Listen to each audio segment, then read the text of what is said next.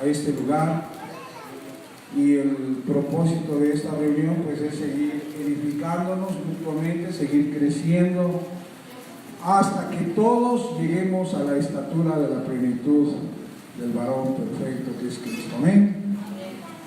Hemos pasado a lo largo de estas últimas 2 semanas viendo este estudio acerca de la muerte bíblica, lo que bíblicamente es la muerte y lo que no es, lo que la Biblia dice respecto a la muerte, lo que la Biblia habla respecto a la muerte. Y hoy vamos a tratar de concluir ya en esta tercera parte de esta enseñanza, a fin de pasar a otro tema que seguramente también es importante para nuestra edificación. También quiero dar la más cordial bienvenida a todas las personas que están siguiendo la transmisión en vivo a través de la internet, en cualquier parte del mundo donde usted esté siguiendo esta transmisión. Sea bienvenido, como cada domingo. Siempre es un honor, un placer y una honra el poder servirle y el poder compartir con usted todas estas verdades presentes del nuevo pacto que nos permiten crecer y nos permiten que Cristo, a través de la renovación del entendimiento por la mente de Cristo que nos ha sido dada, sea formado para poder entender la obra consumada de Él y el plan eterno de Dios finalizado en esa obra precisamente.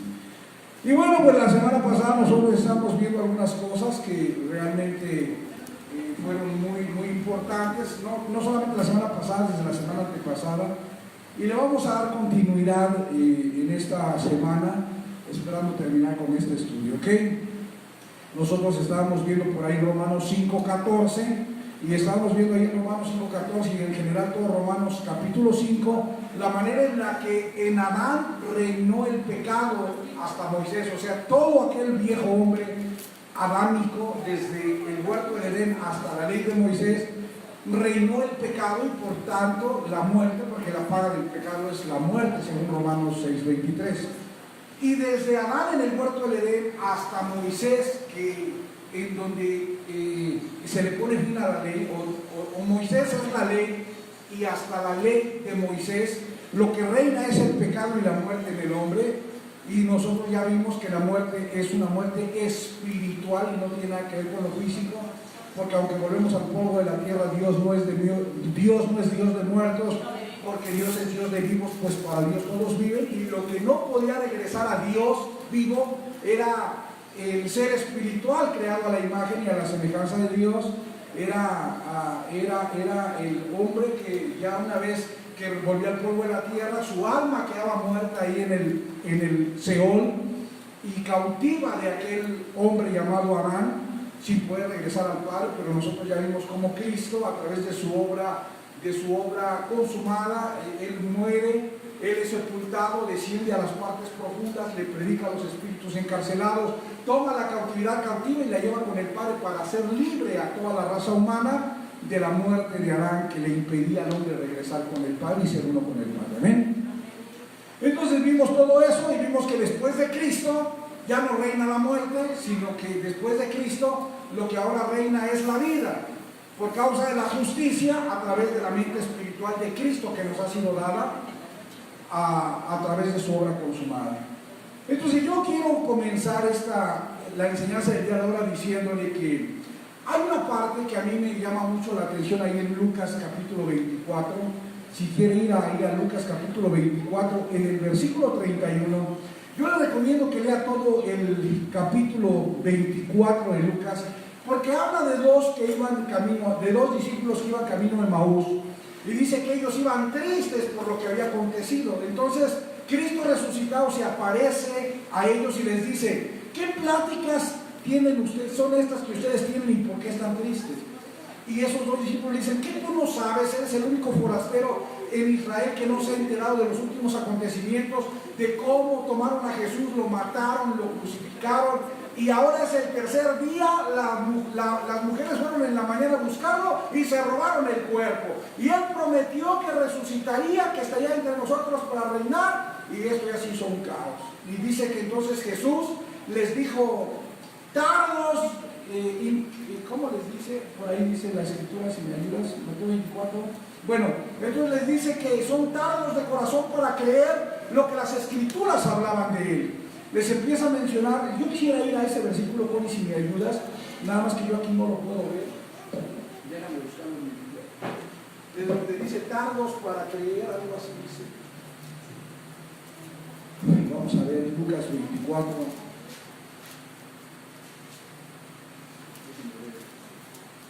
Dice, desde el 25, dice, entonces él les dijo, 24, 25, por favor. Dice, entonces él les dijo, oh insensatos y tardos de corazón para creer todo lo que los profetas han dicho. ¿No era necesario, versículo 26, que el Cristo padeciera estas cosas y que entrara en su gloria? Y dice el versículo, mire lo que dice el versículo 27. Y comenzando desde Moisés y siguiendo por todos los profetas, les declaraba en todas las escrituras lo que de él. O sea, Cristo les muestra a través de las escrituras cómo él se manifestó para cumplir todo lo que estaba escrito o todo lo que estaba prometido por el Padre a través de su obra consumada. Si usted ve ahí el versículo 25, dice, insensatos y tardos de corazón para creer todo lo que los profetas han dicho, y que era necesario que él viviera todo esto. Y dice que empezando desde Moisés y siguiendo por los profetas, les declaraban las escrituras lo que decían de él. Mira qué interesante. Esto es asombroso, le voy a decir por qué. Porque no es hasta que Cristo se revela a ellos, no es hasta que Cristo se revela a ellos como el Señor, que entonces podemos ver lo que dice el versículo 31, por favor, Connie. Entonces podemos ver lo que dice el versículo 31. Mire, dice que obviamente los discípulos tenían la Torá, ellos conocían lo que estaba escrito en la ley de Moisés, ellos conocían lo que estaba escrito en los salmos, ellos conocían lo que estaba escrito en los profetas, pero hay algo interesante que ellos no entendían, porque dice que Jesús el Cristo les dijo, insensatos y tardos de corazón para creer todo lo que estaba escrito acerca de mí. Y cuando Él se revela a ellos, dice, entonces, ¿qué? Les fueron abiertos los ojos. Ponle a la persona que tienes a tu lado y dile, es necesario que Cristo te sea revelado, que Cristo resplandezca en tu corazón, que tú conozcas a Cristo dentro de ti, a fin de que Él te abra los ojos para que tú puedas comprender y entender las Escrituras. Mientras Cristo no te es revelado, mientras Cristo no resplandece en tu corazón, que es tu alma, para que tú lo conozcas, mientras eso no suceda, tú puedes tener las Escrituras y no vas a poder entender absolutamente nada lo que hoy sucede en el cristianismo actual, o en gran parte del cristianismo denominacional actual. La prueba de ello es que son denominacionales y las denominaciones bíblicamente no existen. Usted busca en la Biblia a los bautistas, a los pentecostales, a los metodistas, a los adventistas, y eso no existe. Y surgieron a raíz de una incorrecta interpretación bíblica por causa de la no revelación o de que Cristo no ha resplandecido, y por tanto los ojos no están abiertos para poder entender las Escrituras. Porque las denominaciones no existen en la Escritura, las denominaciones no existen en la Biblia. Cristo no estableció bautistas, ni pentecostales, ni metodistas, ni adventistas, ni luz del mundo, ni testigos de Jehová, ni mormones. Él no hizo eso. Él estableció un reino, repita, un reino. El propósito de Dios siempre fue un reino sacerdotal. Pero cuando tú no has conocido a Cristo, cuando Cristo no te ha sido revelado, cuando Cristo no ha resplandecido en tu corazón para que tú lo conozcas, para que tú lo descubras, para que tú sepas quién es Él, entonces los ojos permanecen espiritualmente cerrados, y aunque tú leas la Biblia, no la entiendes. Aunque tú leas la Biblia, no disciernes espiritualmente aquello que ahí está revelado por el Espíritu. Estos dos conocían todo lo que Moisés habló acerca de Cristo, o acerca del Verbo, o acerca del Mesías, como tú le quieras llamar, porque hoy hasta tienes que tener cuidado cómo hablar dependiendo de la denominación en la que cada quien se congrega. Si eres mesiánico, tienes que decir Yeshua, y si eres cristiano, puedes decir Jesús. Hasta en esto tenemos ahora que tener cuidado por causa de las divisiones que hay, por causa de la mala interpretación que hay de la Escritura.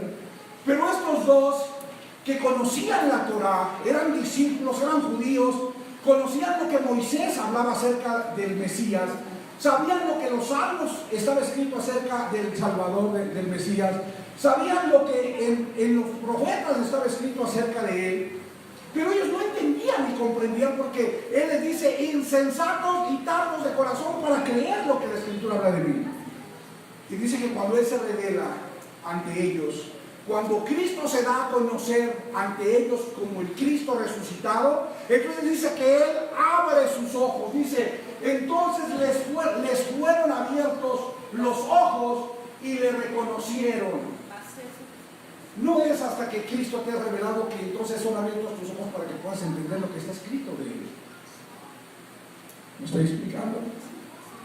Y mientras tus ojos no son abiertos para que puedas comprender lo que de él estaba escrito y cómo ya fue todo consumado a través de él, cómo el propósito ya fue terminado a través de él, entonces lo único que acontece es que nosotros, sin esa revelación y sin ese abrir de ojos de parte de Cristo, cuando leemos las Escrituras, lo único que vemos son doctrinas, tradiciones y mandamientos de hombres que aceptamos como verdades y que no son verdades.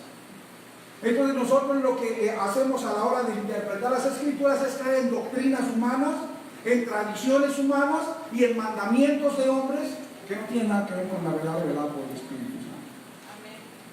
Y hasta que Cristo nos ha revelado es que nosotros podemos dejar las doctrinas humanas, podemos dejar las tradiciones humanas, podemos dejar los mandamientos de hombres para poder realmente ver la revelación por el Espíritu de lo que fue escrito espiritualmente para un hombre espiritual. En las Escrituras, ¿qué es el testimonio? El testigo vino a dar testimonio, vino a cumplir el testimonio. Amén. Entonces, usted puede creer esto. Imagínate cuántas personas actualmente tienen una Biblia en su casa o tienen una Biblia en sus manos. ¿Cuántas personas pueden tener una Biblia? La verdad es que si hablamos en porcentaje, el 90 o más del 90% de la humanidad tiene una Biblia, ¿sí o no? La pregunta es: ¿entiende lo que dice la Biblia? Muchos de ellos tienen los ojos cerrados, y estamos hablando de los ojos espirituales. Al no haberle sido abiertos los ojos espiritualmente por el conocimiento de Cristo, cuando ellos leen la Biblia tienen los ojos espirituales cerrados y por tanto lo único que hacen es darle una interpretación literal. Por eso cuando dice que los cielos que se van a quemar y van a caer y van a deshacer, ellos creen que todo es literal. Sienten que el cielo se va a caer, que va a caerse quemando y que va a quemar la tierra y todo lo ven literal. Y no entienden el sentido figurado en el que fue escrita la Escritura, o en el que fue escrita la Biblia, o la Escritura, porque la Biblia es otra cosa. Entonces hay un problema de interpretación tremendo por causa del Cristo no revelado y que no ha resplandecido en nuestro corazón para que lo conozcamos. Entonces, yo le voy a decir algo. Imagínense cuántas personas tienen una Biblia y la han leído, pero la han leído con los ojos espirituales cerrados, aunque con los ojos físicos humanos abiertos. Entonces, esas personas que han leído la Biblia con los ojos espirituales, ¿cómo han entendido la Biblia? ¿En sentido figurado o en sentido literal? ¿La han entendido en sentido espiritual o en sentido terrenal? Entonces, le voy a decir algo y quiero que me ponga mucha atención. Hoy en día es más fácil impartir, compartir, presentar la verdad que es Cristo a un ignorante, indocto. ¿Qué es un indocto? Alguien que no tiene conocimiento, alguien que no tiene instrucción, alguien que tiene una Biblia pero jamás la ha leído, alguien que nada más la ha tenido por adorno o porque se la regalaron, pero que nunca se ha dignado a abrirla para leerla. Hoy en día es más fácil compartir a Cristo, impartir a Cristo, presentar a Cristo para dar a conocer a Cristo a un ignorante indocto que a un religioso incrédulo que está lleno de la información bíblica y la ha tergiversado leyéndola a través de sus ojos carnales, a través de sus ojos humanos y con sus ojos espirituales cerrados. ¿Me explico? Por eso usted ve que fue más fácil para Pablo predicar el evangelio a los gentiles indoctos que a Pedro, a Juan y a Jacobo presentar el evangelio para los judíos religiosos. ¿Para quién fue más fácil presentar el evangelio? ¿Pablo a los gentiles que no tenían ningún conocimiento de la Torá? ¿O Pedro, Juan y Santiago a los judíos que conocían la Torá y eran religiosos? Fue más fácil para Pablo. Usted ve a Pablo presentándole el evangelio a Timoteo y a Tito y a Filemón y a todos ellos, y todos ellos creen en las palabras de Pablo. Pero usted ve a Juan, usted ve a Pedro, usted ve a Santiago, usted ve a Jacob, usted los ve a ellos presentando el evangelio a los judíos, y los judíos rechazan estas verdades por causa de su religiosidad, por causa de sus doctrinas, de sus mandamientos de hombres, de sus tradiciones humanas, de las tradiciones de sus ancianos. Rechazan lo que Pedro predica.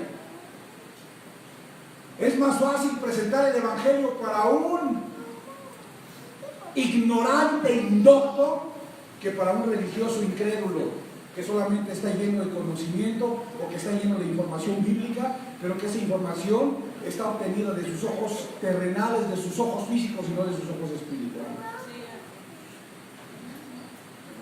¿Sí o no? Ahora fíjese, en este contexto que yo le estoy hablando, parece una mentira, pero es una gran verdad y una gran realidad. Que hoy en día en la mayoría del cristianismo, lo que más le impide al cristianismo el conocimiento de la verdad, que es Cristo dentro de ellos, es el amor que ellos tienen por el libro llamado Biblia. Y su historia, que ya es pasada y que ya fue consumada por Cristo. Fíjense que tremendo lo estoy diciendo. Yo no sé si usted se acuerda cuando los sabios del oriente llegaron a Jerusalén para adorar al rey que había nacido. Y los sabios llegan a Jerusalén y le dicen a Herodes: oye, ¿dónde está el rey que ha nacido? Porque venimos a adorarlo. Y como Herodes era nieto de un prosélito convertido al judaísmo que fue su abuelo, él conocía acerca de lo que estaban hablando los sabios y sabía que estaba hablando del Mesías. Entonces Herodes reúne a todos los escribas, y los escribas eran los que se dedicaban a transcribir la ley, a transcribir las escrituras, y les dice: oigan, los sabios vienen buscando al Mesías. ¿Dónde es que la escritura dice que nacería el Mesías?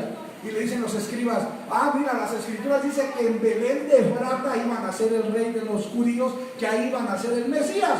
Entonces, es allá. ¿Pero por qué preguntas, Herodes? Es que ellos vienen del oriente, estos sabios vienen del oriente para adorar a ese rey que ya nació.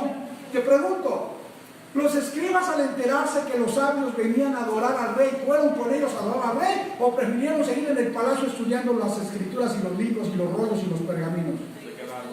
Prefirieron quedarse con su información que tenían del Mesías en lugar de ir con los sabios hasta la casa donde estaba el rey que había nacido manifestado en un hombre llamado Jesús y que ya estaba presente. Hoy en día le pasa exactamente lo mismo a muchas personas. Cristo ya está dentro de nosotros, pero muchos están más enamorados del libro y de lo que el libro dice, y no se ocupan de conocer al Cristo del que el libro habla y que ya está dentro de nosotros. Jesús lo dijo en Juan 5, 39, 40. Escudriñad las escrituras, porque a vosotros os parece que en ella está la vida eterna, y ellas dan testimonio de mí, pero no quieren venir a mí. ¿Qué es lo que está diciendo Cristo? Prefieren las escrituras que venir a mí. Se enamoran más de las letras que de mí. Buscan más las letras que a mí. Están más enamorados de las letras que de mí. Conocen más las letras que a mí. Y hoy en día muchos cristianos están enamorados de la Biblia, pero no conocen a Cristo. Y cuando tú les hablas de Cristo, ellos creen que estás hablando de Jesús, porque ni siquiera entienden que Jesús es un judío y Cristo es el Verbo eterno. Amén. Que Jesús es el Hijo de María, pero Cristo es el Verbo eterno y es Dios manifestado en la carne de un hombre llamado Jesús. ¿Dicen amén? Amén. Eso es poderoso. Ahí está, mira, escudriñad las escrituras porque a vosotros os parece que en ellas tenéis la vida eterna y ellas son las que dan testimonio de mí. Y dice el 40, y no queréis venir a mí. Cristo mismo expuso esta verdad en el primer siglo. Ustedes están más enamorados de las escrituras que de mí. Buscan más las letras que buscarme a mí. Están más dependientes de las letras que de conocerme a mí dentro de ustedes. Y hoy pasa exactamente lo mismo. Y mientras tú no conoces a Cristo dentro de ti, ni sabes quién es Cristo dentro de ti, tú ignoras el propósito consumado en Él, y al ignorar el propósito consumado en Él, tú eres como un barco sin timón, que eres llevado por todo viento de doctrina humana hacia donde te dicen, oye, que ya no existen los apóstoles, ya no existen los apóstoles, oye, que el diezmo sí existe, que no existe, y ya no sabes a quién creerle, porque al no tener los ojos espirituales abiertos para entender la Escritura, tú le crees a todo lo que se te habla y lo que se te dice, sin una comprobación espiritual por el Espíritu que vive en ti. Amén. Eso es tremendo, mi hermano. Ahora, yo le voy a decir una cosa, repita conmigo. La palabra, las Escrituras y la Biblia son tres cosas diferentes. Y yo ya se lo he predicado. La palabra es el verbo. Juan capítulo 1, versículo 1 dice, en el principio era el verbo. Y esa palabra verbo es logos y significa palabra. En el principio era la palabra y la palabra era con Dios y la palabra era Dios. Entonces, ¿qué es la palabra? Es Dios mismo, es Cristo, es el verbo encarnado. Eso es la palabra, repita, la palabra es Cristo en mí. La palabra es Cristo en mí. Por eso yo no predico la palabra, yo soy la palabra manifestada. La palabra dentro de mí se manifiesta a través de mí como vaso. Otra vez, la palabra no es la Biblia. La palabra es Cristo. La palabra es el verbo que vive dentro de ti. Porque Jeremías 31:33 dice que en los postreros días Él pondría sus leyes, es decir, su palabra en nuestro corazón, que es nuestra alma, y la escribiría en nuestra mente. Y la Biblia dice que tenemos la mente de Cristo porque la palabra está escrita en nuestra mente, en el nuevo pacto. Así es que ¿dónde está la palabra? Dentro de mí. Entonces, ¿qué son las Escrituras? Repita, las Escrituras son los rollos, los pergaminos, son el testimonio. Escúchenme. Mientras que la palabra es el testigo, las Escrituras son el testimonio. Las Escrituras daban testimonio de aquel que había de venir. Las Escrituras en la ley de Moisés, en los salmos y en los profetas daban testimonio del que había de venir. Pero una vez que Cristo se manifiesta allá en Gálatas 4:4, venido el cumplimiento del tiempo, nacido bajo la ley y nacido de una mujer llamada María, entonces cuando Él se manifiesta, la palabra es Cristo manifestado y Él es el testigo que viene a dar testimonio de lo que de Él se habló. Entonces, repita, las Escrituras daban testimonio de lo que estaba por venir. Pero Cristo es el testigo que testifica lo que se hablaba de Él. ¿Está entendiéndome? Pero las Escrituras eran un testimonio que hablaba de Cristo, pero Cristo es el testigo que ratifica el testimonio. Entonces, ¿qué es la Biblia? Mejor ni me pregunto, porque aquí vamos a tener un problema. Porque ¿sabe cuántas versiones de Biblia hay? Y sabe que cada versión de Biblia dice algo diferente. Ahora le pregunto, ¿quién manipuló la Biblia para que diga cosas diferentes? ¿Dios o el hombre? El hombre. Entonces la Biblia no es otra cosa que el traspapeleo y el manoseo humano, acomodando a tu visión humana lo que tú crees que la Biblia, lo que tú crees que las Escrituras querían decir.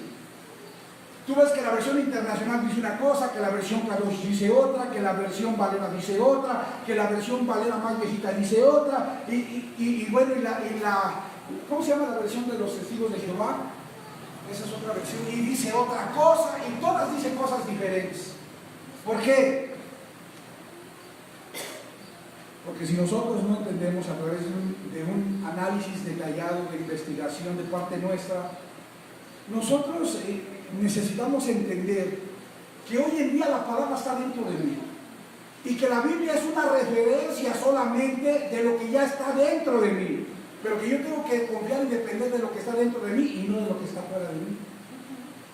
Menos si mis ojos no han sido abiertos para poder entender espiritualmente la palabra que es espiritual. Un aplauso al Señor.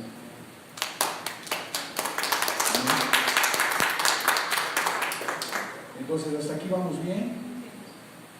¿Hasta aquí vamos bien? Es tremendo, mi hermano.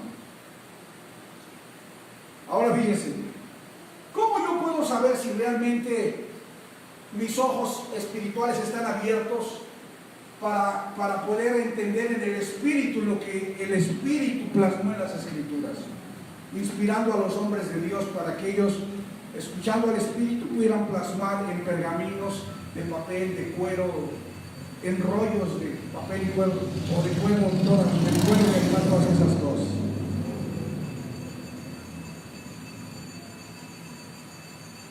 Bueno, pues voy a darle algunas pistas. No todas, pero le voy a dar algunas pistas. Y sabe que no estoy dando cuenta que no vamos a poder acabar hoy todavía este sermón. No voy ni empezando, voy en la introducción. Y ya me llevé un rato aquí. Fíjese lo que le voy a decir. Hoy en día yo veo personas dentro del cristianismo, llámese como se llame, sean católicas, sean evangélicas, sean bautistas, sean metodistas, sean adventistas, sean pentecostales, sean luz del mundo. Yo veo personas que están luchando y están peleando contra los pecados, contra el pecado, contra la muerte, contra el viejo hombre, contra el diablo.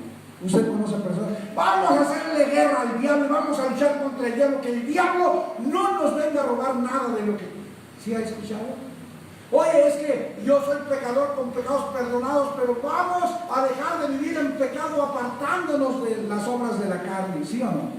Y tú puedes ver a mucha gente que se dice o que se llama ser cristiana, y tú la ves peleando contra el pecado, peleando contra los pecados, peleando contra la muerte. No, es que la segunda muerte no me va a echar al lago de fuego. Yo voy a evitar eso porque voy a esforzarme para vivir en santidad. Y si no me esfuerzo para vivir en santidad, no voy a perder mi salvación porque la cuido contra... Y no, dicen una serie de barbaridades, hermano, que yo cuando los escucho me dan ganas de llorar, o me dan ganas de correr, o me dan ganas de veras, de escuchar tanta barbaridad que se habla.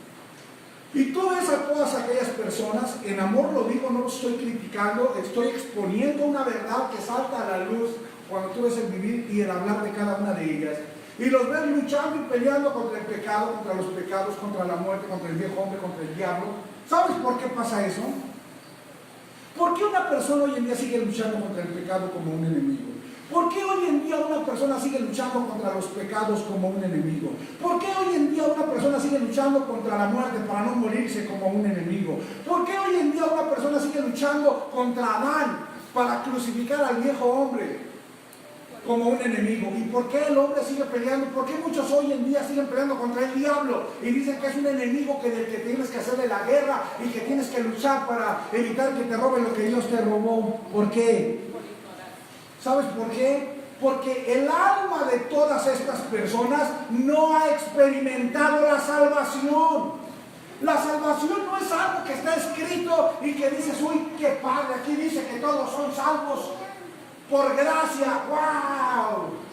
Es bien padre leer que la Biblia dice que somos salvos por gracia, ¿sí o no? Pero de que la Biblia diga que somos salvos por gracia, a experimentar esa salvación en nuestra alma, hay una gran diferencia. Así como del plato a la boca se cae la sopa, así es lo mismo entre que la Biblia diga que somos salvos por gracia y que nosotros como personas disfrutemos en el alma de esta salvación. Te voy a explicar por qué. Porque un alma que no está disfrutando de la salvación obtenida por gracia de Dios, sigue luchando contra los enemigos, porque no ha entendido que en Cristo ya no hay enemigos, porque Cristo venció todos los enemigos en la cruz y puso todos los enemigos por estrado de sus pies. Amén. Y un alma que sigue luchando contra el pecado, un alma que sigue luchando contra los pecados, un alma que sigue luchando contra la muerte, un alma que sigue luchando contra Adán el viejo hombre, un alma que sigue luchando contra el diablo, es un alma que no está experimentando la salvación porque no le ha sido revelada la obra consumada de Cristo y no ha entendido que Cristo venció a todos los enemigos en la cruz.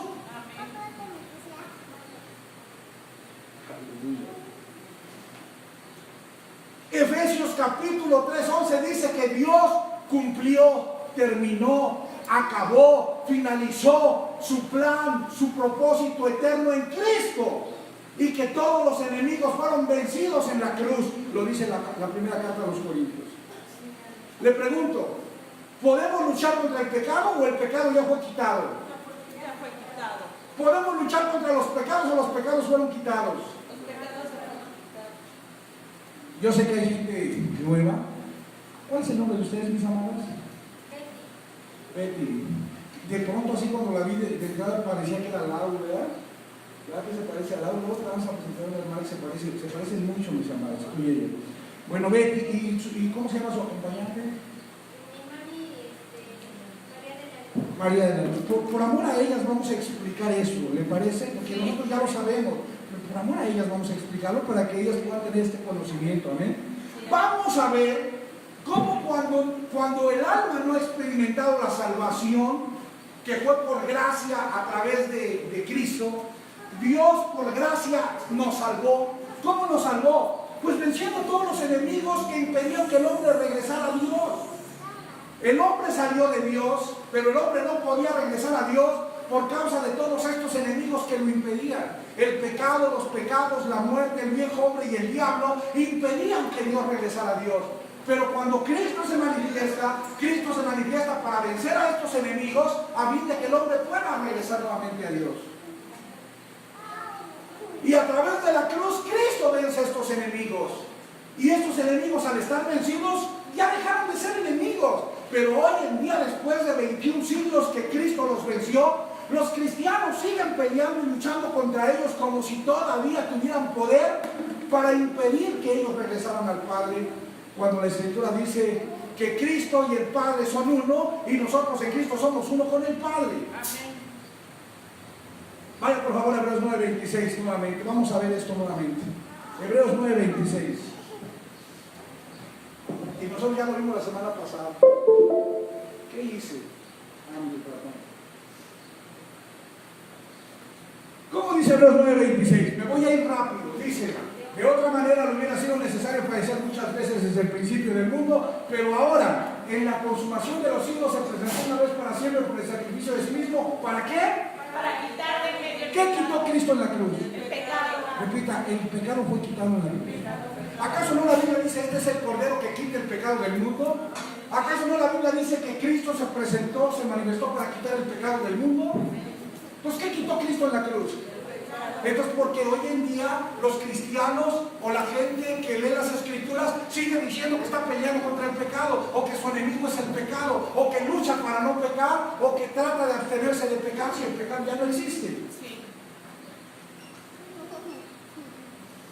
Repita, porque el alma no ha experimentado la salvación. Porque el alma no experimenta. Y cuando el alma no ha experimentado la salvación, sigue viviendo en condenación, es decir, sigue viviendo en una conciencia que el pecado le condena y le dice que puede tener muerte, cuando ya ni el pecado ni la muerte operan después de Cristo, en los que fuimos redimidos, en los que fuimos justificados, santificados, reconciliados para ser uno con el Padre. Amén. Primera de Juan 3:5, repita, el pecado fue quitado. El pecado ¿Qué fue quitado en la cruz? El pecado. Ahora vamos a Primera de Juan 3:5. Lo voy a abrir aquí porque ya me dio calor. Primera de Juan 3:5. ¿Ya lo tiene? Mire cómo dice: y sabéis que Cristo apareció para quitar ¿qué? Los pecados. ¿Para quitar qué? Nuestros pecados. Aquí ya no dice pecado en singular, dice pecados en plural. Entonces, en el versículo anterior decía que Cristo quitó el pecado, pero en este dice que Cristo quitó. Le pregunto, si Cristo quitó el pecado del hombre, quitó por gracia a través de su salvación los pecados del hombre, ¿el pecado y los pecados siguen siendo un enemigo del hombre o ya no son enemigos del hombre? Entonces, ¿por qué el hombre sigue peleando contra ellos como un enemigo? ¿Por qué se esfuerza para no pecar? ¿Por qué se esfuerza para no tener pecado si esos enemigos ya fueron destruidos por Cristo?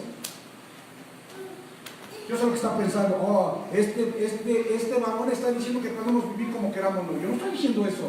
Porque si usted vive como se le pega la gana, entonces no ha conocido a Cristo. Porque si usted sabe que ya no existe el pecado ni los pecados y vive como si usted fuera un pecador antes de Cristo, usted no ha conocido a Cristo. Amén. Ahora mire lo que dice segunda carta a Timoteo 1:10. Segunda carta a Timoteo 1:10. Entonces ya vimos que Cristo quitó el pecado y Cristo quitó los pecados. Ahora mire lo que dice 2 Timoteo 1:10. Dice, pero que ahora ha sido manifestado por la aparición de nuestro Salvador Jesucristo, el cual quitó ¿qué? ¿Qué quitó? La muerte. ¿Qué quitó? La muerte. ¿Qué quitó Cristo en la cruz? La muerte. Por eso Lucas 20:38 dice, Dios no es Dios de muertos, sino de vivos, porque para Dios todos viven. ¿Qué hizo Cristo? Quitó el pecado. ¿Y cuál era la prueba del pecado? La muerte. Pero también Cristo quitó la muerte. Si quitó el pecado, también quitó la muerte. Entonces, después de Cristo hay pecado y hay muerte. Entonces Dios ya no es Dios de muertos. Dios es Dios de vivos, porque para Él todos viven. Denle un aplauso a Dios.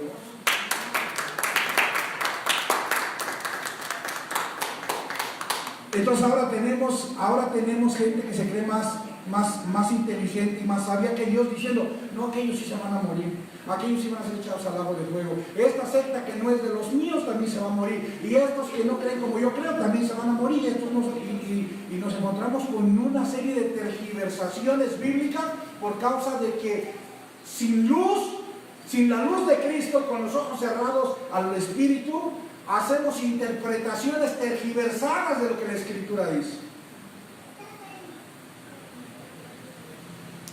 Entonces nos convertimos en jueces, verdugos y ejecutantes y válgame Dios. Hasta aquí ya vimos que Cristo quitó el pecado, Cristo quitó los pecados y Cristo quitó la muerte. Ahora vamos a Romanos 6:6 y vamos a ver qué más hizo la obra de Cristo. Estoy mostrándole bíblicamente cómo todos los enemigos que impedían que el hombre regresara a Dios fueron destruidos y quitados por Cristo, para que a través de su manifestación el hombre experimentara la salvación del pecado, los pecados, la muerte, el diablo, para poder volver al Padre, que en Adán era imposible que pudiera regresar. La semana pasada vimos que en Adán el hombre no podía regresar a Dios, pero en Cristo todos los hombres regresamos a Dios a través de la gracia que Dios nos otorgó en Cristo. Amén. ¿Qué dice Romanos 6:6? Dice, sabiendo esto, que nuestro viejo hombre, repite, el viejo hombre es Adán. Entonces, el viejo hombre fue crucificado juntamente con Cristo para que el cuerpo del pecado Adán fuera destruido. ¿Qué le pasó a Adán? Fue destruido. ¿Qué le pasó al viejo hombre? Fue destruido. ¿Qué le pasó al pecador? Fue destruido. ¿Qué le pasó al pecador que moría? Si el pecador que por causa de su pecado estaba muerto fue destruido, le pregunto, ¿actualmente está vigente el pecado, los pecados y la muerte que producen la destrucción del hombre o ya no?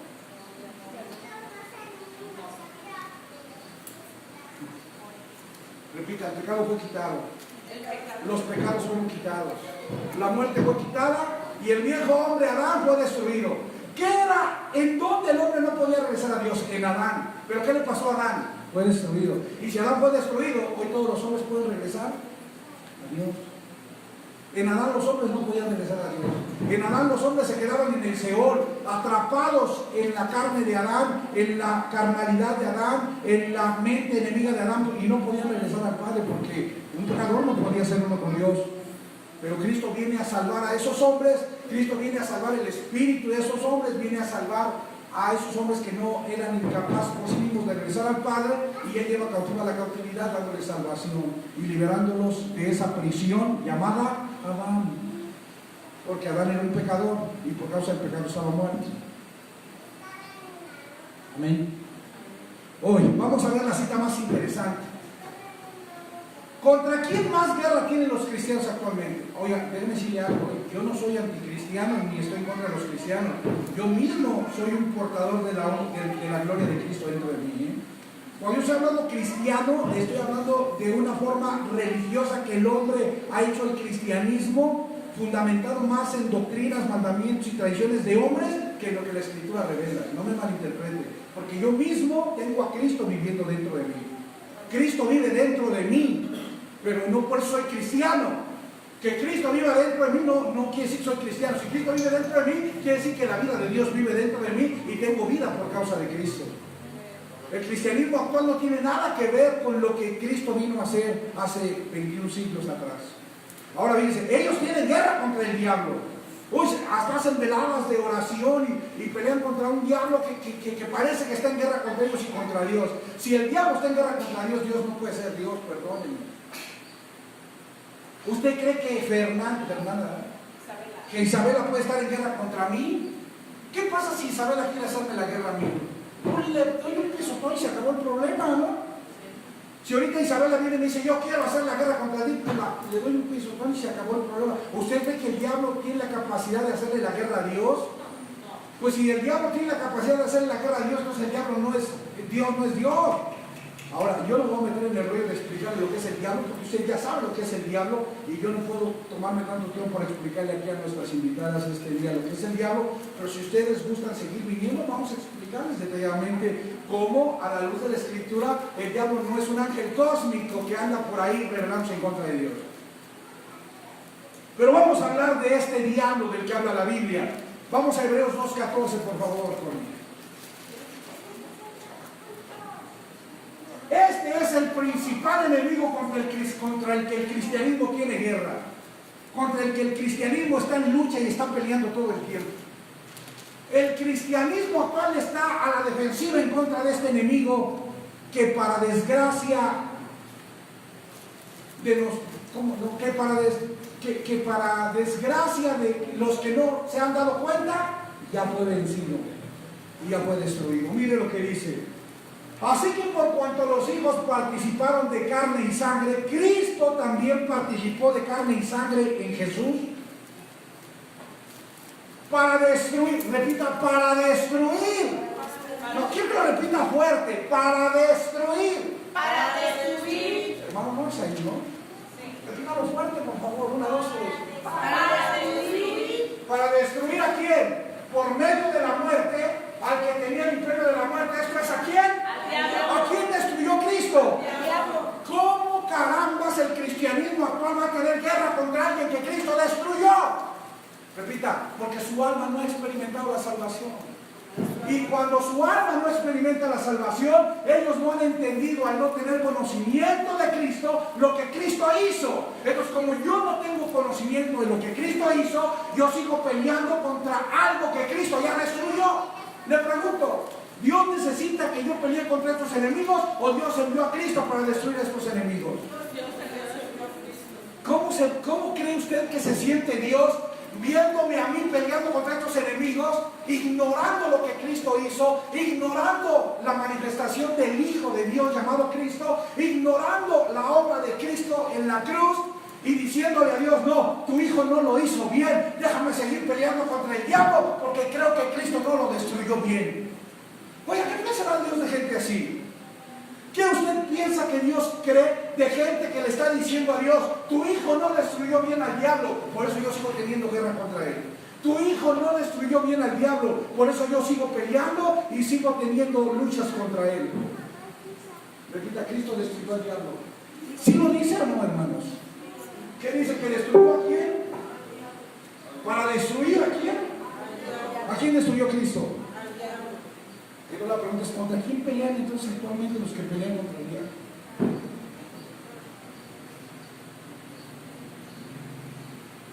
Se lo voy a repetir. Cristo quitó el pecado, Hebreos 9:26.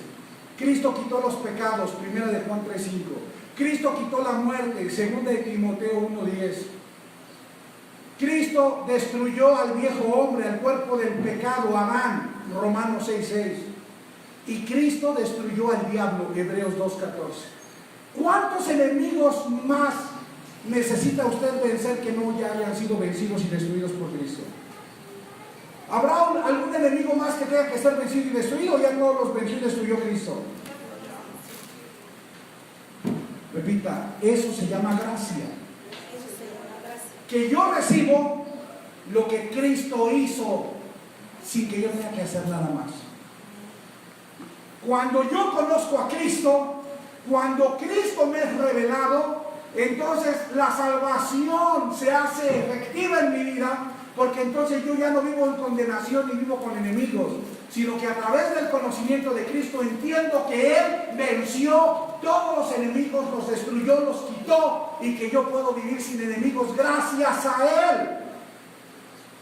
Ahora, si usted tiene a alguien que lo está molestando frecuentemente y le hace la vida de cuadritos y de repente llega Alex y le da una tunda y lo quita y lo saca de la colonia, ¿usted quedaría agradecido con Alex? ¿Con Alex sí o no? ¿Entendió o no me entendió?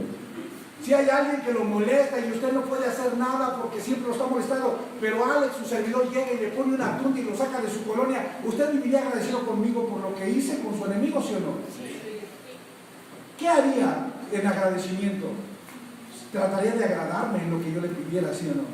Imagínese a Cristo, que venció todos los enemigos, que quitó todos los enemigos, que destruyó los enemigos. ¿No está usted agradecido con Él para vivir una vida en obediencia? Denle un aplauso al Señor, por favor.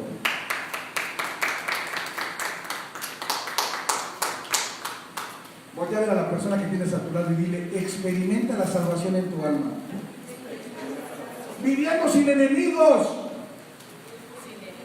Y si todavía vives con enemigos, no estás experimentando la salvación en tu alma porque no conoces a Cristo, ni conoces la obra consumada de Cristo o el propósito eterno de Dios consumado en Cristo. Primera carta de los Corintios 15, del 24 al 28, miren lo que dice. Primera carta de los Corintios 15, del 24 al 28. Vamos para allá.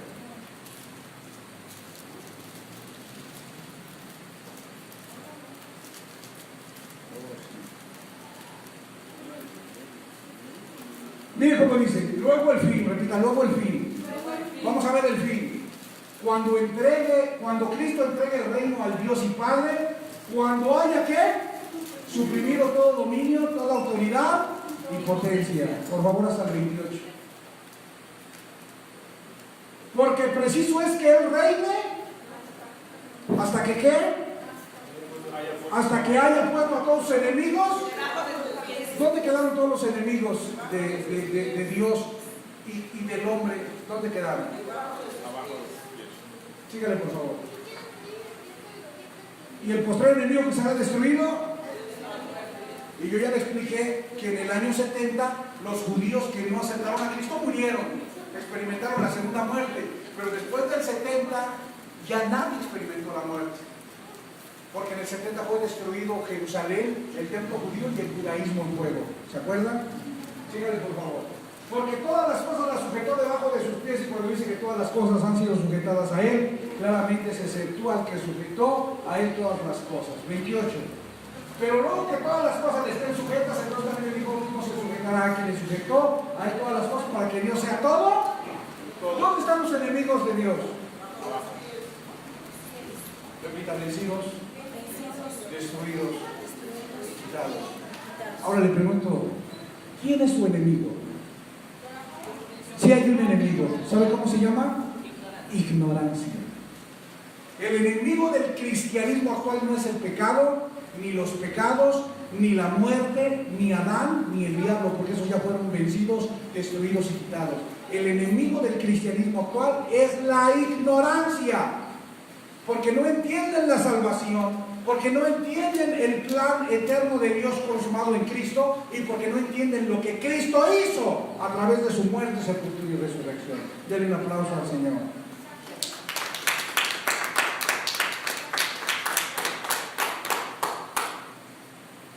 Tremendo, ¿no? Entonces, el alma de las personas, el alma del hombre, y yo le quiero especificar eso. El alma está compuesta de tres partes. Repita: la mente, las emociones y la voluntad.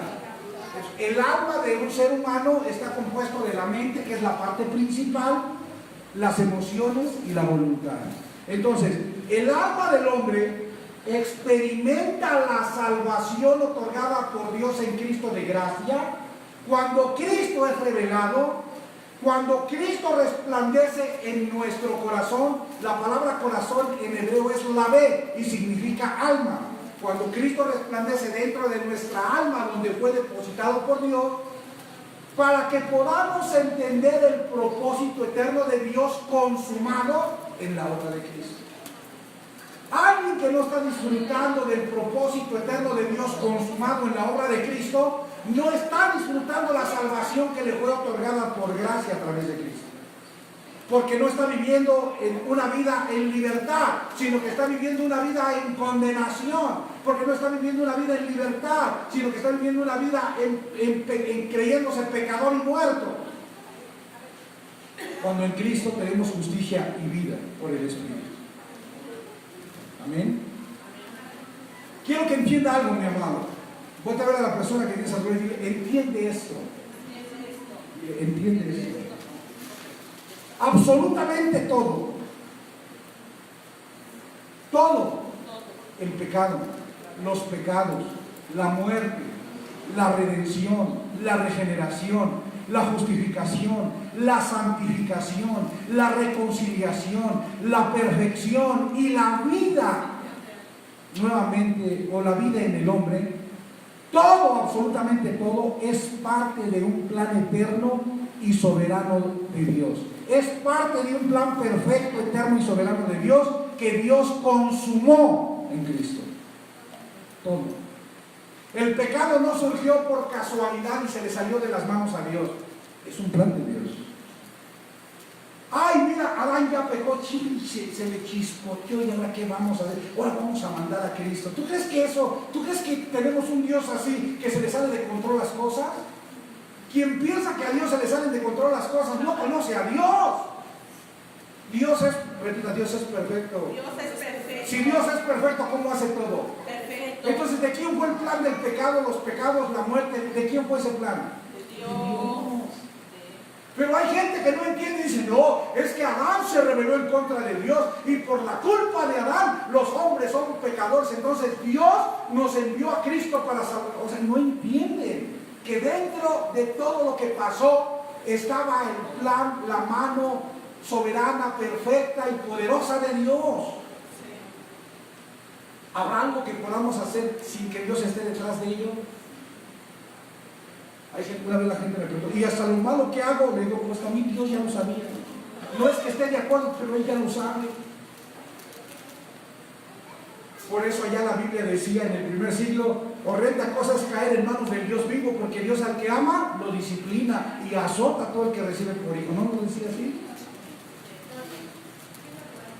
Pero hay gente que sigue pensando que no, que Dios es bueno y el hombre fue malo y que el diablo echó a perder al hombre y que ahora el diablo tiene una guerra contra Dios y que Dios está cuidándose del diablo. Oye, mi hermano, si Dios se cuida del diablo, entonces no es Dios. Es como si me dijeras, cuidado porque Fernanda, Isabela. ¿por qué le digo Fernanda, hermano? Ella se debió de haber llamado Fernanda, ¿verdad, hija? Es como si yo le digo, Dana, a ver, Dana, levanta tu mano, Dana. Allá está Danita, ¿no? Hasta atrás. Es como si yo le digo, Dana quiere hacerme la guerra. Pues sí, yo me voy a preocupar si Dana me quiere hacer la guerra.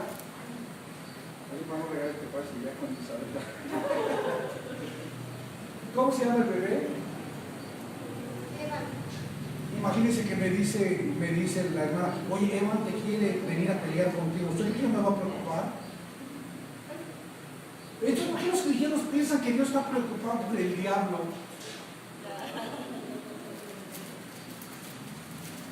Y después de ver estos versículos, ¿por qué Dios va a estar preocupado por algo que ya fue destruido por Cristo? ¿Quién es el que está preocupado por el diablo? ¿Dios o los que no conocen la salvación de Dios otorgada en Cristo?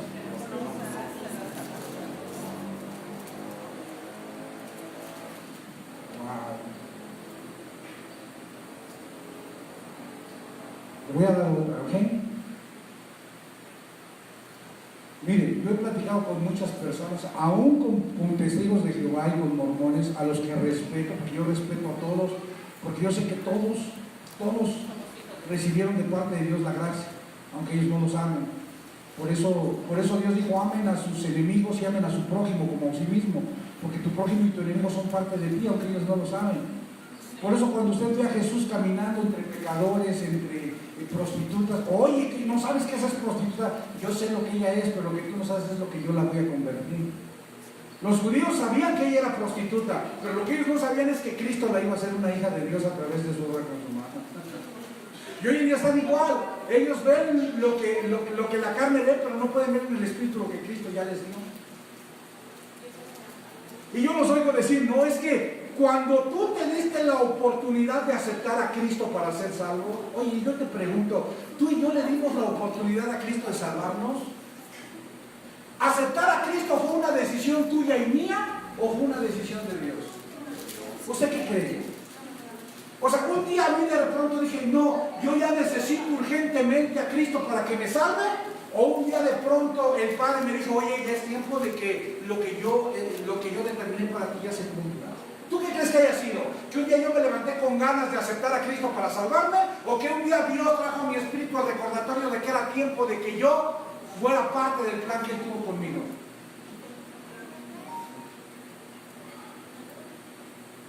Porque yo le voy a decir hoy, y no soy Fox, hoy le voy a decir que usted y yo nunca tomamos la decisión de aceptar a Cristo. Usted y yo nunca tomamos la decisión y dijimos, hoy voy a aceptar a Cristo para ser salvo. Esa no fue una decisión tuya ni mía. Esa decisión de ser salvo por medio de Cristo fue tomada de parte de Dios para nosotros desde la eternidad. Mira lo que dice segunda carta a Timoteo 1, 8 y 9.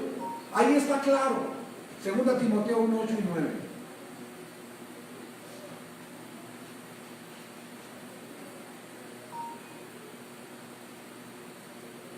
Ya lo tiene. Por tanto, no te avergüences de dar testimonio de nuestro Señor, ni de mí preso suyo, sino participa de las aflicciones por el Evangelio según el poder de Dios.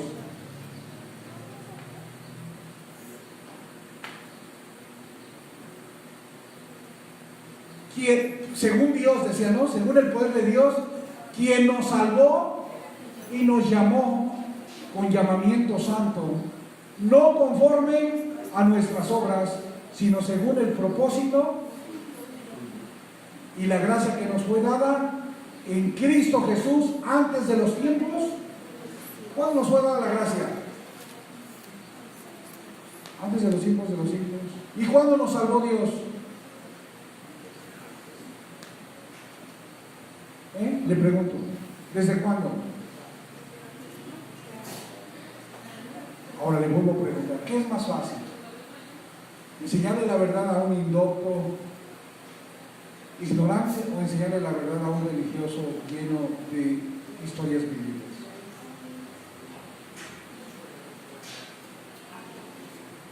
¿Se da cuenta? ¡Qué tremendo! Ahora dice lo que le voy a decir. Dice, quien nos salvó y nos llamó con llamamiento suyo, no conforme a nuestras obras, sino según el propósito suyo y la gracia que nos fue dada en Cristo. ¿Cuándo? ¿Cuándo por gracia fuimos salvos? No fuimos salvos por gracia desde antes de los tiempos, no fuimos desde la eternidad. Pues ¿quién planeó nuestra salvación? ¿Tú decidiste un día ser salvo o Dios planeó tu salvación desde la eternidad? ¿Tuviste algo que ver con tu salvación o Dios tuvo todo que ver con la salvación? Dios tuvo todo que ver. Ahora, si Dios determinó que el hombre fuera salvo por gracia desde la eternidad, pues ¿cuántos son salvos por gracia? Todos. ¿La gracia es para unos o la gracia es para todos? ¿Son salvos unos o son salvos todos? Entonces mira lo que dice Juan 17, 21. Juan 17, 21 dice, ¿quién nos... Para que todos, repita, para que todos, repita, para que todos sean uno. ¿Quiénes tienen que ser uno? ¿A través de quién? De Cristo. Para que todos sean uno, como tú, oh Padre, en mí, yo en ti, que también ellos sean uno en nosotros, para que el mundo crea que tú. Repita, la unidad. Repita, la unidad no es determinada por las doctrinas o creencias que los demás tienen. La unidad, todos somos uno por medio de la gracia y la salvación por gracia en Cristo, no es determinada por las doctrinas o creencias que cada quien cree. No es por lo que aquellos creen y lo que estos creen que somos uno. Lo que nos hace ser uno es Cristo. La vida de Dios en Cristo dentro de todos por gracia a través de su obra consumada es la que nos hace ser uno todos, repita todos. ¿Todos? ¿Quiénes son todos? Mire lo que dice Romanos 5:18. Mire cómo dice Romanos 5:18. Romanos 5:18 dice todos. Dice, así que como por la transgresión de uno vino la condenación, ¿a quién? A todos los hombres. De la misma manera, por la justicia de uno, que es Cristo, vino a todos los hombres, ¿la qué? ¿A cuántos hombres fueron justificados? ¿Cuántos fueron condenados en Adán? Todos. ¿Y cuántos fueron justificados en Cristo? Todos. Vaya por favor a Tito 2:11. Tito 2:11 dice: porque la gracia de Dios se ha manifestado para salvación ¿a cuántos hombres? A todos. Entonces, ¿cuántos fueron justificados? ¿Y cuántos fueron salvados? Entonces, la unidad no depende de lo que creemos ni de lo que practicamos, sino de que en Cristo todos somos uno. Denle un aplauso al Señor.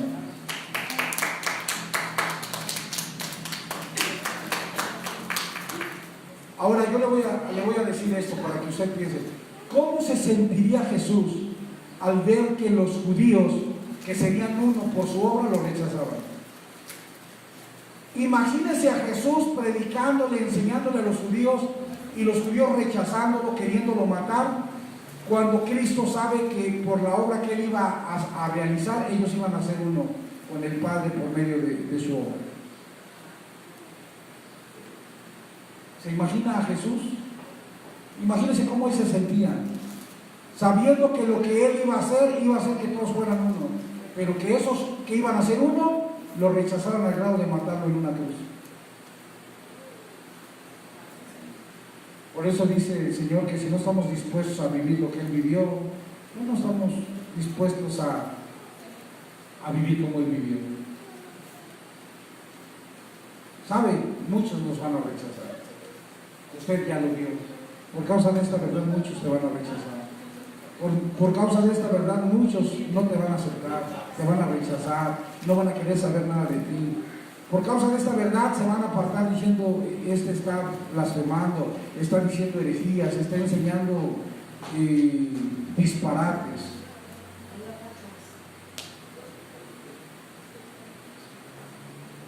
Eso es bien tremendo.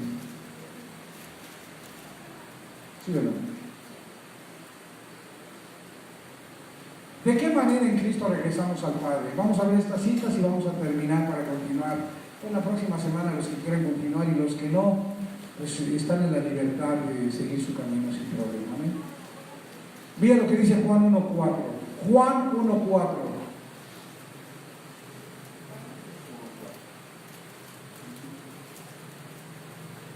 ¿Cómo dice?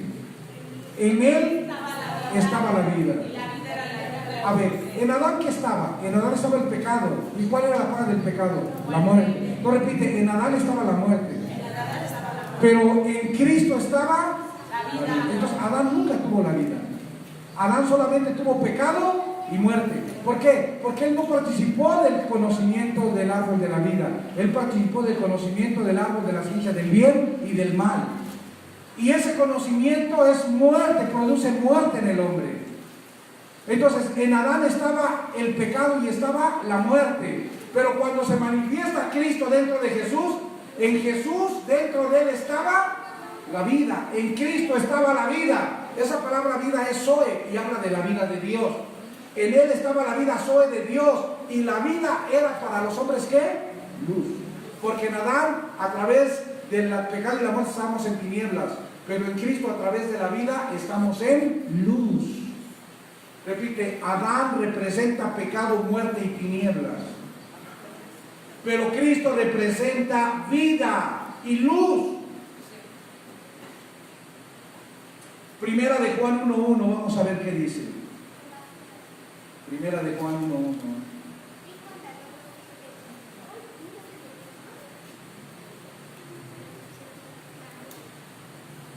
Primera de Juan 1, 1 y 2 dice: lo que era desde el principio, lo que hemos oído, lo que hemos visto con nuestros ojos, lo que hemos mirado y palpado nuestras manos, tocante al verbo de vida. El verbo es Cristo.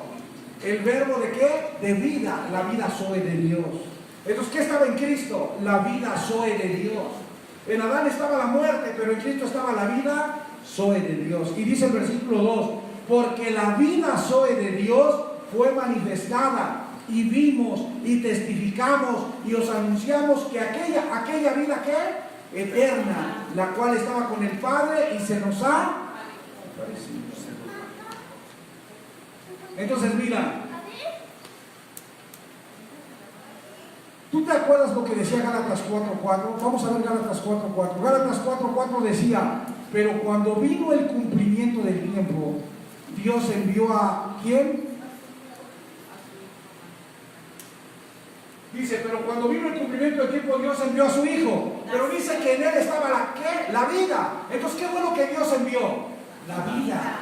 Dios envió la vida a través de su Hijo, venido el cumplimiento del tiempo, a través de María. Esta vida nació dentro de una mujer, dentro de un hombre llamado Jesús, que nació del vientre de una mujer llamada María y que nació bajo la ley, vivió bajo la ley y murió para ponerle fin a la ley. Entonces, cuando vino el cumplimiento del tiempo, Dios envió la vida. ¿A través de quién? De su Hijo, porque en él estaba la vida Zoe de Dios. Y la vida Zoe de Dios vino a darle luz al hombre. ¿Por qué? Porque el hombre estaba muerto y estaba en tinieblas. Pero con la manifestación de Cristo, el hombre dejó de estar muerto y en tinieblas para que la luz de Cristo le resplandeciese, lo alumbrara y estuviera en vida. Nadie me dice amén.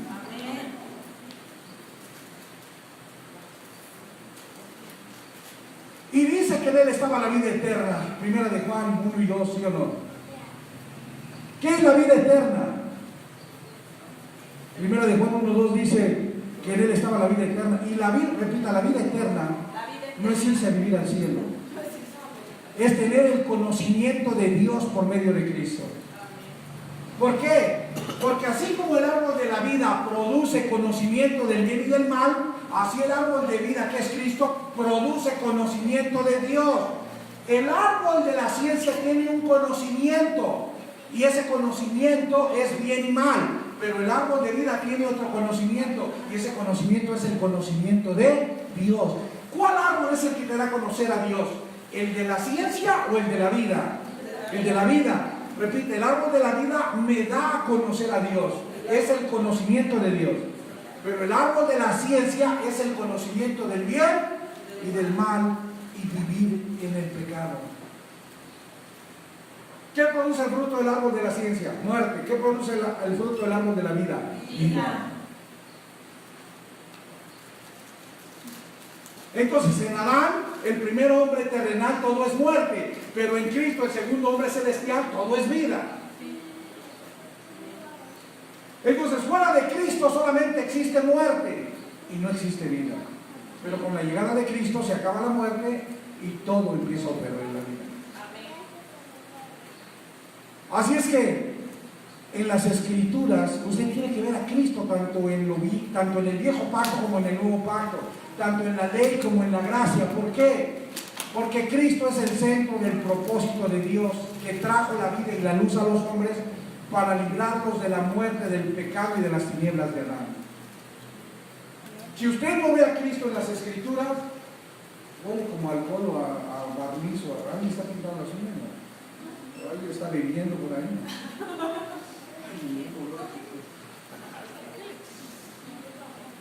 Si usted no ve a Cristo en todas las Escrituras, usted no está percibiendo la vida y usted solamente está percibiendo la muerte en Adán. Por eso cuando yo veo la Biblia, en el huerto del Edén veo el árbol de la vida, veo a Cristo. Después yo veo a Moisés como libertador, yo estoy viendo a Cristo. Después yo veo a Abraham como padre de la fe, yo veo a Cristo. Después yo veo a David, yo veo a Cristo. Y en toda la Biblia yo tengo que estar viendo a Cristo, porque cuando yo veo a Cristo en la Biblia, yo estoy viendo a través de la luz del Espíritu y a través de la vida de Dios. Y si usted no puede ver a Cristo en la Biblia y usted ve milagros, y usted ve otras cosas, usted no está viendo correctamente. ¿Se acuerda que cuando Cristo le ha revelado, usted puede ver con esa luz para que los ojos le alumbren y para que sus ojos se abran? ¿Se acuerda que comenzamos diciendo que se abrieron sus ojos? ¿Por qué se abrieron sus ojos? Porque con la manifestación de Cristo lo que llega es luz. ¿Qué se le presentó a Saulo en el camino al desierto? ¿No se le presentó luz que lo tiró? ¿Qué representaba esa luz? Cristo, que lo venía a rescatar de las tinieblas y de la muerte. Saulo venía a ser rescatado de las tinieblas y de la muerte para convertirse en Pablo. Por eso Adán era una figura de lo que había de venir.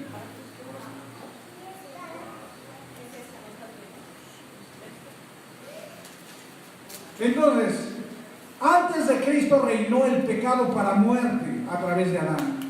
Pero después de Cristo reinó la justicia y la vida a través del Espíritu, por medio del nuevo hombre y la nueva creación, que es Cristo. ¿Amén? ¿Sí o no? ¿Se acuerda que yo le di unas citas la semana pasada donde le decía cómo quedó la mente de Adán? Le dije que quedó una mente reprobada, una mente vana, una mente carnal, una mente corrompida, una mente entenebrecida y enemiga de Dios. ¿Se acuerda que le di esas citas? ¿Cómo quedó la mente de Adán? Enemiga completamente de Dios. Entonces, ¿dónde estaba el problema del hombre? ¿En el cuerpo o en la mente? ¿Dónde estaba lo carnal? ¿En el cuerpo o en la mente? ¿Dónde estaba la enemistad? ¿En el cuerpo o en la mente? El problema nunca fue el cuerpo físico del hombre, porque el cuerpo físico del hombre fue formado y diseñado para regresar nuevamente al polvo. El problema del hombre estaba en su alma, y como parte principal del alma, en su mente, porque ahí es donde Adán, el primer hombre, estaba muerto por el pecado, sin la vida y sin el gobierno y sin el conocimiento de Dios. Amén. Amén. Solamente le voy a decir esto para concluir esta ocasión. ¿Qué significa hoy en día vivir en vida eterna y qué significa vivir en condenación? Porque si la condenación era el pecado y la muerte y actualmente ya no existe el pecado y la muerte, entonces hoy en día ¿qué significa vivir en condenación? ¿Y qué significa vivir la vida eterna? Si la vida eterna no es ir a vivir al cielo, entonces actualmente ¿qué significa la vida eterna? Vamos a ver estas dos cosas. Vamos a ver primero Juan 3:19, por favor.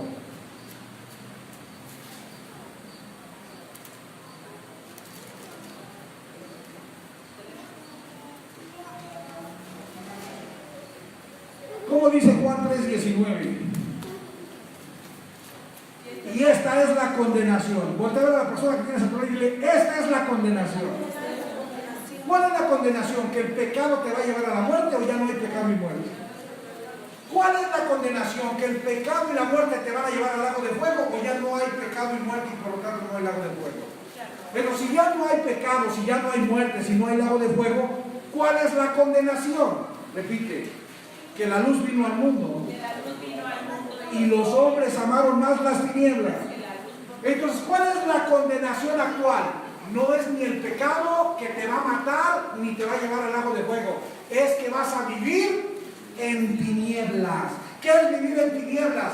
Que aunque Cristo ya por gracia te fue dado para vivir dentro de ti, tú no lo vas a conocer, Él no te va a resplandecer, no te ha sido revelado y tú estás viviendo en tinieblas sin conocer a Dios porque no conoces a Cristo.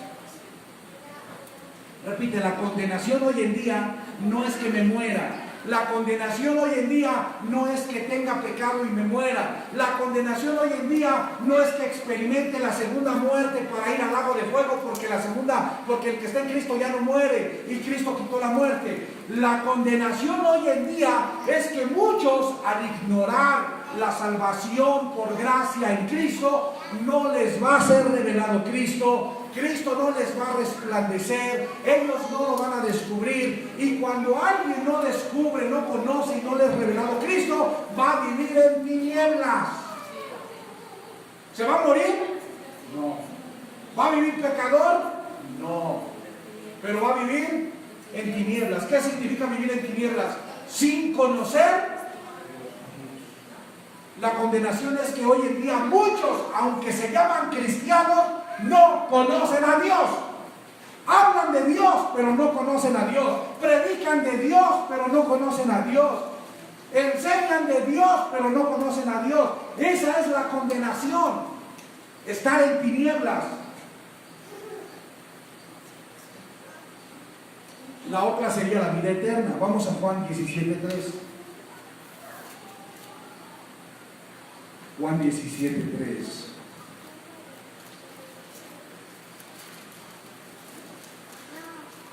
¿Dónde no resplandece Cristo? En el corazón. ¿Y cuál es el corazón? El alma. ¿Y cuál es la parte principal? Entonces, ellos no se han dado cuenta que tienen la mente de Cristo. Y al no darse cuenta que tienen la mente de Cristo, entonces su mente sigue participando de las cosas del viejo hombre. Ahora te pregunto, ¿el viejo hombre existe? Ya no. Pero como ellos no lo saben, siguen teniendo un comportamiento como si existiera el viejo hombre. Mientras tú no experimentas la salvación en tu alma, tú vas a seguir teniendo comportamientos del viejo hombre que ya no existe. Eso es una barbaridad, hermano. Si el viejo hombre ya no existe, pues ya no existe y ya no debería de manifestarse. Pero al vivir en condenación, en tinieblas, tú vives como alguien que ya no existe por ignorancia. ¿Qué dice Juan 17:3? Todos juntos, 1, 2, 3. Y esta es la vida. Esta es la vida eterna. ¿Cuál? Que te conozcan a ti, Que te conozcan a ti, el único Dios verdadero, y a Jesucristo, a quien has enviado. ¿Cuál es la vida eterna? Que a través del Cristo revelado, del Cristo resplandecido, del Cristo descubierto y conocido dentro de mí, yo tenga el conocimiento de Dios. Porque el árbol de la vida, ¿qué conocimiento me da? El conocimiento de Dios. Pero el árbol de la ciencia, ¿qué conocimiento me da? El del pecado, del bien y del mal. Entonces, el árbol de la vida, ¿qué conocimiento es? Repite, conocimiento de Dios. Y Cristo es el árbol de la vida que me da a conocer. Entonces, ¿qué es vida eterna? Irme a vivir al cielo cuando yo resucite mi cuerpo o conocer a Dios mientras estoy vivo. ¿Qué es vida eterna? ¿Irme a vivir al cielo o conocer a Dios? Entonces, ¿quién tiene vida eterna? Todos aquellos que conocen a Dios mediante Cristo. Eso es vida eterna. La vida eterna no tiene nada que ver con que a dónde voy o dónde voy a estar. Eso no tiene que ver. La vida eterna es conocer a Dios a través del árbol de la vida, porque el árbol de la vida es el conocimiento de Dios. El árbol de la vida es un conocimiento que me da a conocer a Dios. El árbol de la ciencia es otro conocimiento que me da a conocer el pecado. Ahora le pregunto, ¿dónde estaba Adán? ¿De qué árbol comía Adán? ¿De qué árbol comió? Del conocimiento. Y eso le hizo ver que él era un pecador. Ese conocimiento produjo el pecado y la muerte. Pero después de Cristo se presenta el árbol de la vida. ¿Y ese qué conocimiento trae? El conocimiento de Dios. Repita, el árbol de la vida es el conocimiento de Dios que libra al hombre del conocimiento de la ciencia del bien y del mal. O sea, una vez que Cristo se manifiesta como árbol de vida, Él trae el conocimiento de Dios para quitar de la mente del hombre el conocimiento del bien y del mal llamado pecado. ¡Aleluya! Creo que lo estoy disfrutando más yo que ustedes. Me gusta.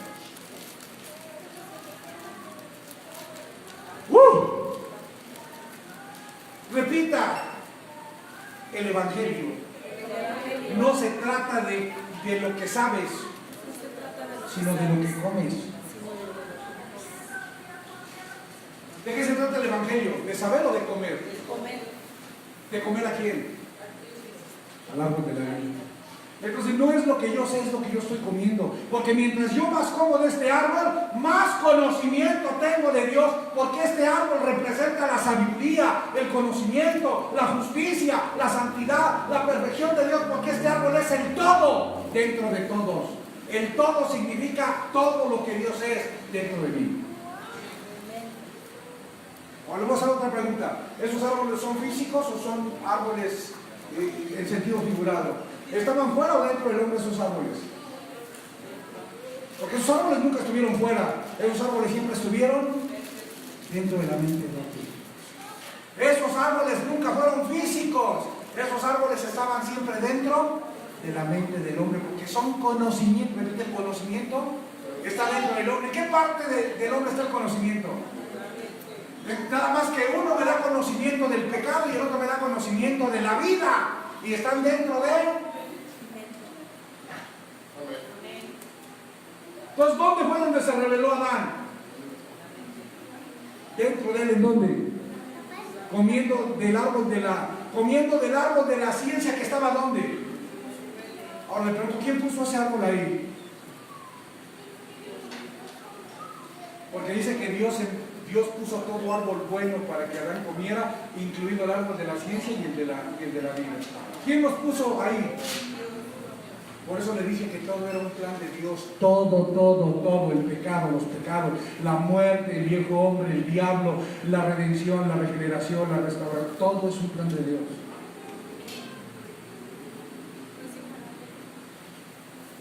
¿Dónde se dio todo este asunto de los árboles? ¿Fuera de Adán o dentro de Adán? ¿En la panza de Adán o en la mente de Adán? Entonces, ¿dónde tendría que ser la restitución, la resurrección de Adán? Si Adán murió espiritualmente en su mente, ¿dónde tendría que ser restaurado y resucitado Adán? ¿Dónde? Por eso cuando Cristo aparece en escena, Él comienza predicando: arrepentidos. ¿Qué es arrepentidos? Metanoia. ¿Qué significa? Cambio de mentalidad. Ahora, ¿qué está diciendo Cristo? ¿Ustedes tienen que cambiar su mentalidad? ¿O está diciendo en Cristo van a recibir la mente de Cristo para renovar su mente? Porque hay gente que interpreta que yo tengo que hacer algo para renovar mi mentalidad. Y Cristo no estaba diciendo ustedes tienen que hacer algo para despojarse de la mente de Adán. Cristo nunca les dijo ustedes tienen que hacer algo para despojarse de la mente de Adán, de la mente carnal de Adán, de la mente de pecado de Adán. Lo que Cristo estaba diciendo es: arrepentíos. Cuando yo suba a la cruz, muera, sea sepultado y resucite, van a recibir la mente de Cristo. Y cuando reciban la mente de Cristo, entonces su mente va a ser renovada, y cuando sea renovada su mente, ustedes van a tener un cambio de mentalidad. ¿Y vamos a tener un cambio de qué? ¿El problema del cuerpo o la mente? Entonces, ¿qué tenía que cambiarse? ¿El cuerpo o la mente? Porque el plan de Dios es que el cuerpo vuelva. Lo que resucitaría no era el cuerpo. ¿Qué era lo que iba a resucitar? Te repita, resurrección no habla del cuerpo físico. Resurrección habla de la mentalidad en la que Adán murió y en la que el nuevo hombre resucita en Cristo. Aleluya. ¿Dónde es la resurrección? Pero hoy en día los cristianos están esperando resucitar de las tumbas. Y ellos sienten que cuando Jesús regrese, se van a parar de las tumbas y van a volar así como Goku ahí en las nubes. Perdónenme por la expresión, pero algún día yo creí también lo mismo. Inclúyame dentro de esta broma, pero yo también creí algún día lo mismo. Cristo comienza predicando: arrepentíos, metanoia, cambio de mentalidad. No porque los hombres tuvieran que hacer algo para despojarse de la mente adámica, sino porque después de su obra consumada, ellos, los hombres, todos recibirían la mente de Cristo, que renovaría sus mentes y la cambiaría. Entonces yo le voy a decir algo. Existen dos simientes o dos estilos de vida. Existen dos conciencias o dos mentalidades. Una es Adán, una conciencia en condenación, en pecado, en tinieblas y en muerte. Y la otra es Cristo, una conciencia de vida eterna en el conocimiento de Dios, una conciencia espiritual y de justicia. Y termino diciéndole esto porque las próximas semanas se lo voy a explicar. Repita: arrebatamiento. ¿Qué es el arrebatamiento? ¿El acto mediante el cual resucita el cuerpo o el acto mediante el cual resucita la mente?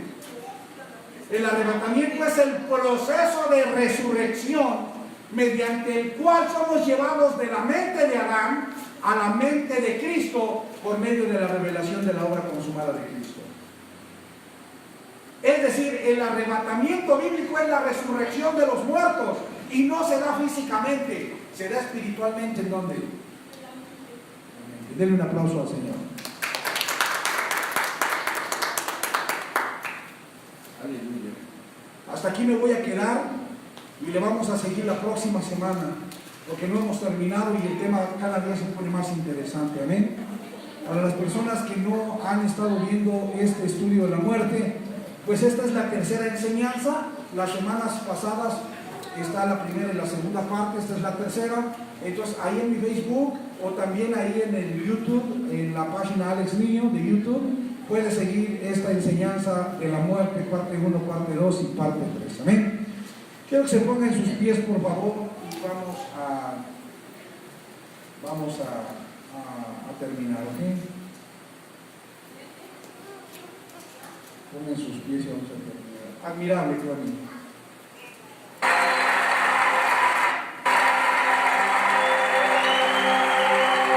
Por mi condición no era nadie, ni solo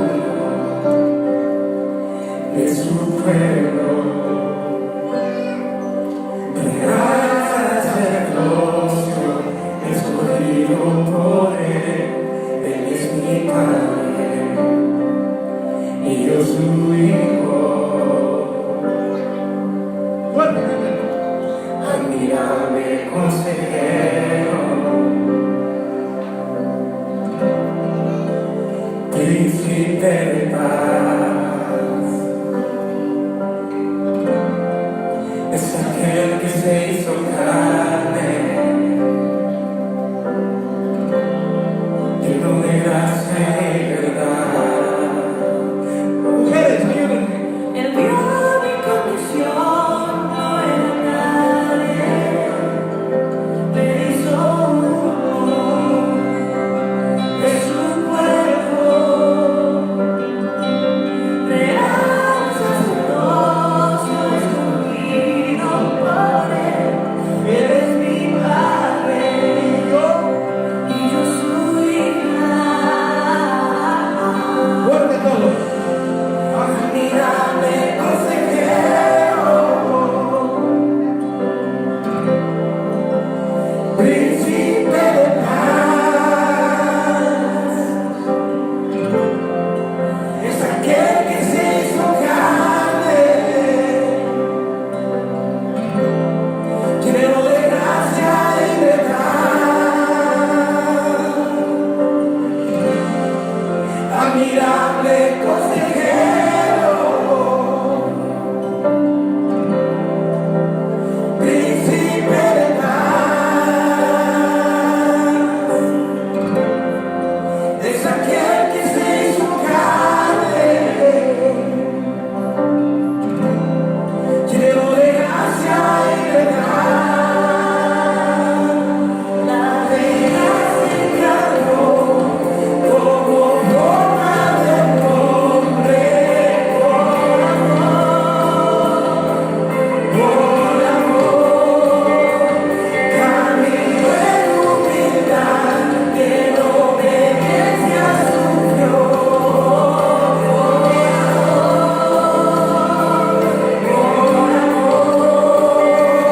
La reina se encarnó como forma de hombre,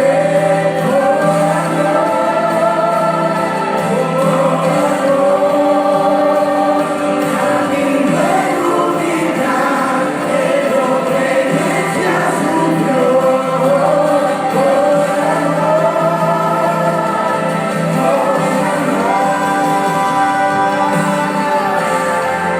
Admirable consejero,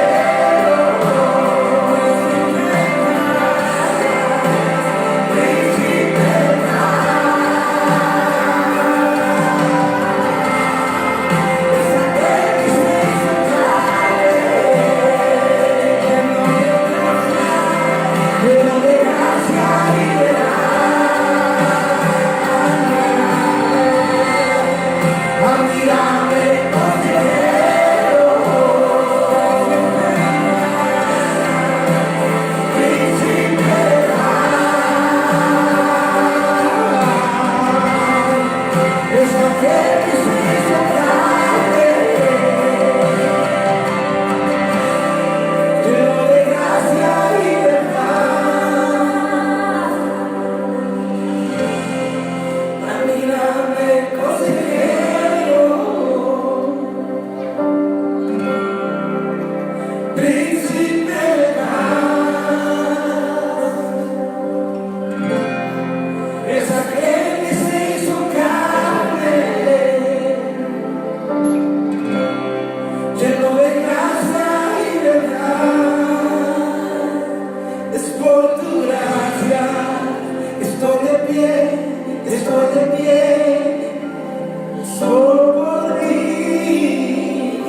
amado Dios, solo es por tu gracia que libre soy, solo por tu gracia.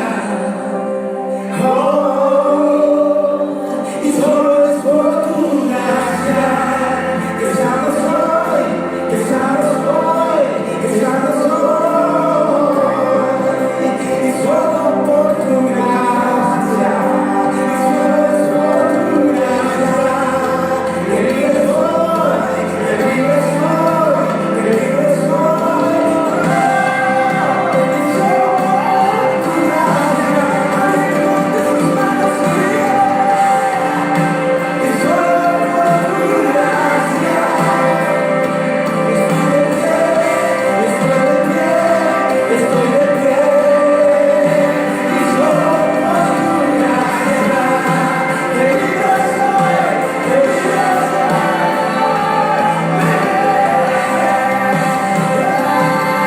Levanta su voz fuerte. A mirarle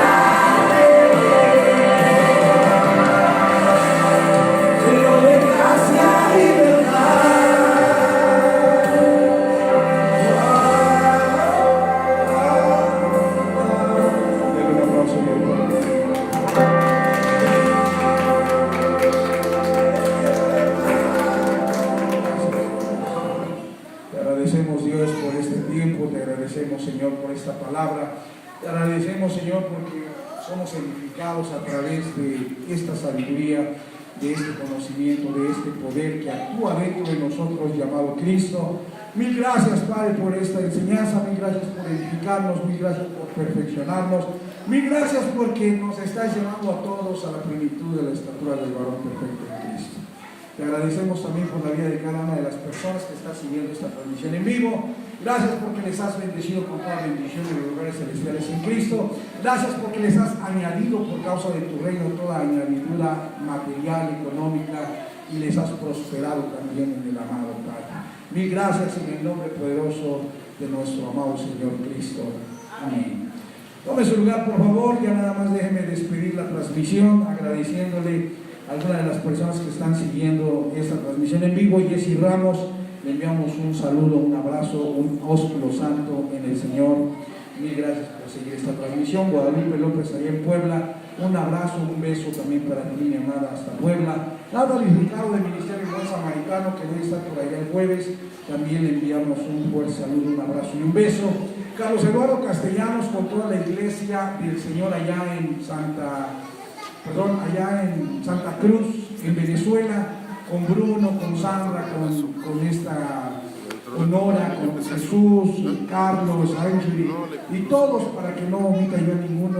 Les mando un abrazo, les mando mi amor y saben que les amo. Cuando me sea posible, por allá voy a estar en Venezuela con ustedes compartiendo y siendo edificado juntamente con ustedes. Marta González, de aquí de México, también le enviamos un abrazo y un beso a la hermana hasta allá, hasta Tamaulipas. Pastor Joel Clemente con su esposa Rosy, le enviamos un beso y un abrazo también. Pastor Guaraci lá em Porto Alegre, Brasil, abraço e beijo para você, para a sua família, para toda a igreja lá. Eu espero em breve estar lá para comer churrasquinho com você e também tomar chimarrão gaúcho, tá? Muchas gracias a Guaraci y a toda su familia allá en Brasil, en Porto Alegre, al pastor Guaraci, a la pastora Mari. Nora Pedrosa, ya la mencioné allá en la reunión de Santa Cruz en Venezuela, un abrazo y un beso, mi amada, para ti, para Jesús y tu familia.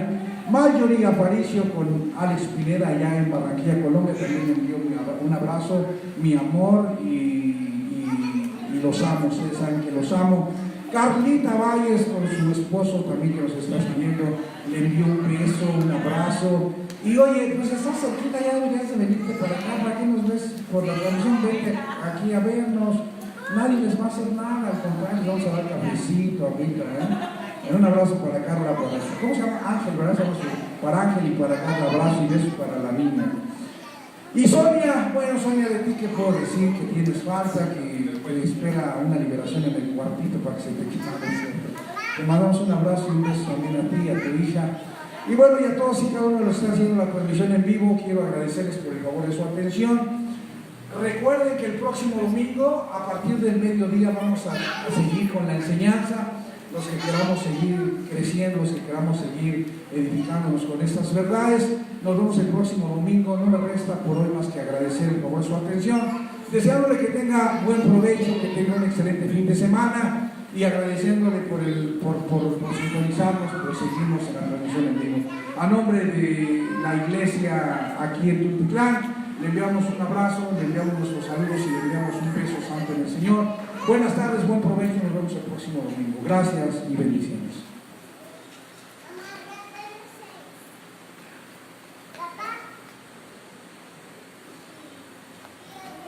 ¿Listo? Vuelvo a la pantalla.